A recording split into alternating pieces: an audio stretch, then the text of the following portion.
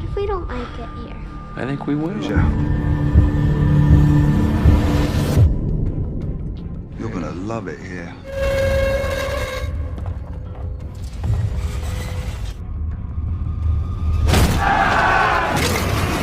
Exhaust the American Embassy. We can do that.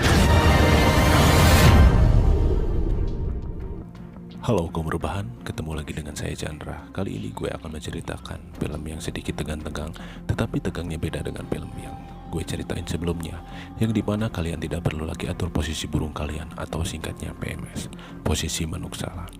Film ini merupakan film yang diangkat dari kisah nyata yang juga penayangannya sempat dicekal oleh negara-negara Asia Tenggara termasuk Kamboja.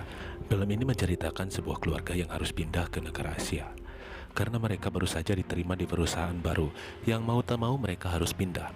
Namun sayangnya mereka pindah di waktu yang kurang tepat karena di negara tersebut sedang terjadi kerusuhan atau usaha kudeta dari pemberontak yang menentang keputusan pemerintah setempat. Pemberontak juga tak segan untuk membunuh dan memburu orang asing di sana. Film ini dimulai dengan Perdana Menteri Kamboja yang sedang membicarakan kesepakatan atau bisnis dengan orang asing yang diutus dari luar negeri. Namun tiba-tiba terdengar kegaduhan, dan saat pengawal itu mencoba masuk ke ruangan ternyata Perdana Menteri itu sudah tewas berlumuran darah. Scene berpindah di mana terlihat satu keluarga yang sangat hangat dan ceria dan berada di pesawat untuk pergi ke negara Asia Tenggara. Di situ juga terlihat ada laki-laki yang bernama Jack dan istrinya bernama Annie dan juga kedua anaknya yang bernama Lucy dan Busy. Jack mendapatkan pekerjaan di sebuah perusahaan yang bergerak di bidang pengelolaan air negara. Perusahaan itu bernama Cardip dan berada di Kamboja. Sampailah mereka di bandara, namun tak ada satupun yang menjemput mereka, padahal seharusnya mereka pun ada yang menjemput. Lalu datanglah pria yang satu pesawat dengan mereka, lalu pria itu menawarkan bantuan kepada mereka untuk mencarikan taksi, dan taksi pun datang. Dan perjalanan pun dimulai. Lalu Jack pun yang sudah berada di kamar hotel mencoba menyalakan TV. Namun tidak ada salah satu pun channel yang tersambung ke TV itu. Lalu Jack pun menelpon yang ini menanyakan ke pihak hotel. Namun jaringan telepon pun sama terputus. Akhirnya Jack pun turun dan menanyakan ke pihak hotel. Namun dari pihak hotel menjelaskan bahwa bukan hanya di hotel ini saja, tapi di seluruh kota semua jaringan terputus. Esok harinya Jack pun kembali menanyakan apakah pihak hotel sudah memperbaiki jaringan teleponnya, dan pegawai itu menjelaskan bahwa seluruh telepon masih belum tersambung, dan Jack pun bertanya tempat penjual koran di mana, dan ia pun memberitahu Jack. Akhirnya Jack pun berjalan santai sambil melihat suasana kota itu. Akhirnya setelah lama lumayan berjalan, Jack pun menemukan penjual koran itu. Saat Jack mau pergi, tiba-tiba sekelompok orang dan pasukan polisi sedang berhadap-hadapan, yang dimana ia tepat di tengah-tengah mereka. Yang dimana mereka sekarang sedang bentrok dan rusuh. Jack pun dengan sekuat tenaga pergi menghindari titik kerusuhan itu. Suara peringatan sirine pun terdengar sangat mencekam. Jack pun yang ingat keluarganya, ia pun sampai di depan hotel. Namun dengan sangat terkejutnya ia melihat warga asing sedang ingin dieksekusi di depannya. Lalu dia ditembak mati. Jack pun yang panik dan tahu sekarang ia berada dalam masalah, ia pun pergi langsung naik ke tangga. Jack pun memecahkan kaca dan langsung pergi menuju kamar dan ingin memastikan keluarganya aman. Tapi saat Jack bertemu dengan istrinya, salah satu anaknya yang bernama Lucy tidak ada di sana. Istrinya memberitahu kalau dia tadi sempat berenang di kolam renang. Jack pun yang tidak ada waktu lagi langsung pergi mencari Lucy ke kolam renang. Lalu tiba-tiba Annie mendengar suara dari luar kamarnya. Ia pun dengan ketakutan mengintip dari lubang pintu, yang ternyata kamar di sebelahnya sudah dibantai dan kini giliran kamar Annie. Sementara itu Jack berhasil menemukan Lucy. Ia pun langsung menggendong Lucy dan langsung pergi ke atas. Namun saat di atas, Jack bertemu dengan pemberontak. Jack pun kaget, namun tiba-tiba dibantu dengan pria yang sewaktu ada di bandara bernama Hamon. Ia pun menyuruh pergi ke atap. Akhirnya Jack pun sampai di kamar dan langsung bergegas untuk menjemput istri dan anaknya. Sambil berlari dan dihujami peluru oleh pemberontak, Jack pun selamat sampai ke atas dan berkumpul dengan orang-orang di sana. Jack pun merasa bingung dengan kejadian ini dan tak apa maksud mereka. Di bawah terdengar teriakan yang berkata, "Darah untuk air." Dan di sini terungkaplah mereka semua marah karena orang Amerika mengambil perusahaan air minum. Ini mungkin bentuk perlawanan mereka. Di sini terungkap juga, ternyata perusahaan itu adalah tempat Jack akan bekerja. Jack di sini bingung dan tidak tahu tentang itu semua. Tapi satu hal yang pasti, saat ini mereka mengincar Jack. Saat Jack sedang mengobrol, datanglah sebuah pesawat yang mungkin itu adalah pesawat bantuan. Tapi ternyata itu adalah para pemberontak yang langsung menembaki secara membabi buta.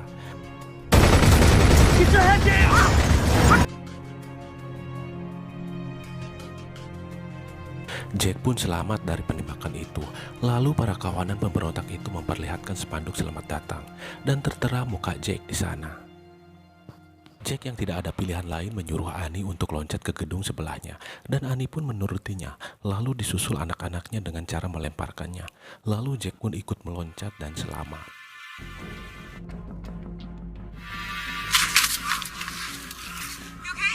Namun para pemberontak itu terus mengejar Jack dan terlihat sudah menguasai seluruh kota. Bahkan saat Jack sedang di gedung, mereka pun menembak Jack dengan tank baja. Lagi-lagi Jack selamat. Kini mereka pun bersembunyi di balik reruntuhan agar tak terlihat dari para pemberontak. Yang kini Jack adalah target utama pemberontak itu. Untung saja mereka dapat bersembunyi dan tidak menemukan Jack.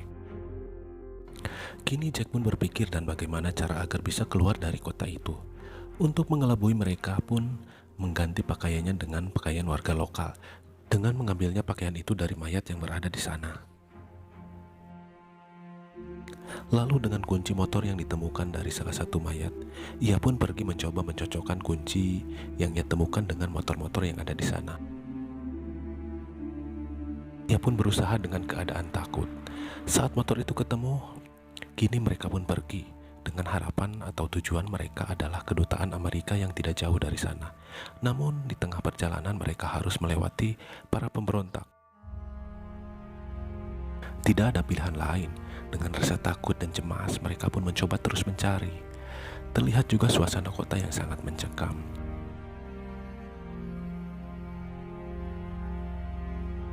Dan benar saja mereka pun bertemu dengan pemberontak dengan jumlah yang sangat banyak. Jack yang tidak ada pilihan lain terus melewati kawanan pemberontak itu. Seandainya dia diketahui, mungkin dia akan dibunuh.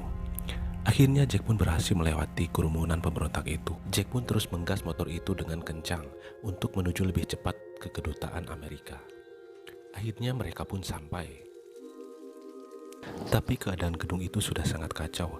Lalu mereka pun meledakkan gedung itu. Jack yang sudah ketahuan oleh pemberontak langsung lari bersama keluarganya ke gang kecil dan langsung masuk ke halaman rumah penduduk lokal. Akhirnya mereka pun bersembunyi di semak-semak. Jack yang melihat kesempatan mencoba meraih senjata pemberontak itu. Namun sialnya salah satu pemberontak itu mengetahui keberadaan Jack. Istrinya yang tidak ingin Jack ketahuan nekat mengalihkan perhatian para pemberontak itu. Akhirnya Jack pun ketahuan dan tertangkap sementara istrinya akan diperkosa.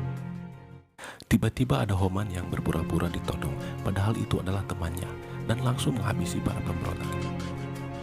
Setelah kejadian itu, Homan membawa Jack dan keluarganya ke sebuah gedung. Mungkin di sana Jack untuk sementara bisa aman.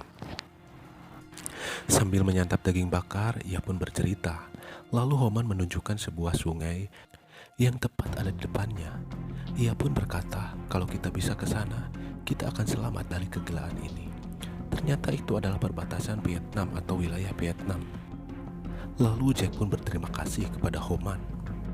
Tapi Homan menolak, karena ternyata ia adalah penyebab dari kekacauan ini. Ternyata ia adalah orang yang memanggil Jack untuk datang ke negara ini. Ia pun berkata, karena mengambil kekayaan dari negara lain dan untung banyak, itu sangat buruk, ungkap Homan. Ia pun meminta maaf kepada Jack, karena ia sudah membuat ia dan keluarganya terjebak di situasi buruk ini. Annie dan Jack pun bersiap untuk tidur. Annie yang ketakutan dengan kejadian yang dia alami seharian ini. Jack pun berusaha menghibur dan menenangkan Annie. Lalu tiba-tiba pasukan pemberontak yang ternyata sudah mengetahui keberadaan mereka. Di situ pun terjadi baku tembak yang menewaskan temannya Homan, dan Homan pun juga ikut tertembak. Namun Homan pun berusaha berdiri dan terus pergi ke bawah, mendampingi Jack dan keluarganya. Namun saat ini ia pun sudah tak kuat lagi karena luka tembaknya yang cukup parah. Ia pun jatuh dan menyuruh Jack untuk pergi dan menyelamatkan diri meninggalkan dirinya. Dari jauh mobil pemberontak mulai mendekat. Ia pun dengan sisa tenaga ingin menghadang mobil itu sehingga Jack pun akan selamat. Mereka pun terus berlari dengan sisa tenaganya seakan tak mempedulikan derasnya hujan. Karena saat ini yang lebih penting adalah nyawanya dan keluarganya. Jack yang sudah bingung dan setengah gila karena kejadian yang ia alami saat ini membuat ia trauma dan frustasi. Namun di sini Annie berusaha menyadarkan Jack dan menenangkan suaminya itu. Mereka pun meneruskan perjalanan yang dimana mereka pun sudah sampai di sebuah sungai. Jack pun menyuruh Annie dan anak-anaknya untuk bersembunyi dulu. Sementara Jack yang ingin mengambil perahu, tiba-tiba datang seorang yang ternyata pemilik perahu, meminta jam tangan dan sepatu Jack. Lalu pemberontak kembali datang dan Jack pun langsung bersembunyi di balik perahu. Lalu sialnya Jack pun tertangkap dan Lucy yang keluar dari persembunyiannya pun juga tertangkap dan dia pun langsung disuruh untuk menembak ayahnya. Namun tiba-tiba Annie memukul salah satu pemberontak itu dengan besi. Jack pun berhasil merebut pistol dan langsung menembak semua pemberontak itu. Mereka pun selamat. Mereka kini menaiki perahu dan menggayung dengan sisa-sisa tenaga. Terlihat Lucy dan adiknya yang sangat ketakutan. Lalu tiba-tiba lampu menyala memperingatkan mereka untuk tidak melanjutkan mendayung perahu itu, di mana itu ternyata adalah tentara Vietnam yang berjaga di perbatasan. Jack berusaha berdialog agar mereka tidak menembak, karena mereka hanya ingin meminta pertolongan. Jack pun melewati perbatasan negara Vietnam. Seketika tentara Vietnam pun mengerahkan senapannya ke arah pemberontak yang ingin menembaki keluarga Jack. Tentara Vietnam pun mengingatkan, jika pemberontak itu berani menembak, artinya mereka pun menyatakan perang kepada mereka, karena perahu Jack sudah melewati perbatasan Vietnam. Lalu Jack pun dibantu oleh tentara Vietnam. Dengan perasaan bahagia campur haru, ia pun memeluk istri dan anaknya. Dan film pun selesai. Film ini cukup membuat kita deg-degan dari awal cerita sampai akhir. No Escape adalah mimpi buruk, berdurasi 103 menit, yang tak pernah mengizinkan penontonnya terbangun cepat-cepat, terus digiring ke adegan yang bikin sesak napas, yang membuat penontonnya terbawa ke suasana film ini. Oke, terima kasih, segini saja. Jangan lupa subscribe dan tekan tombol loncengnya agar kalian tidak ketinggalan dengan film-film selanjutnya. Dan dukung juga channel ini biar semakin berkembang biak.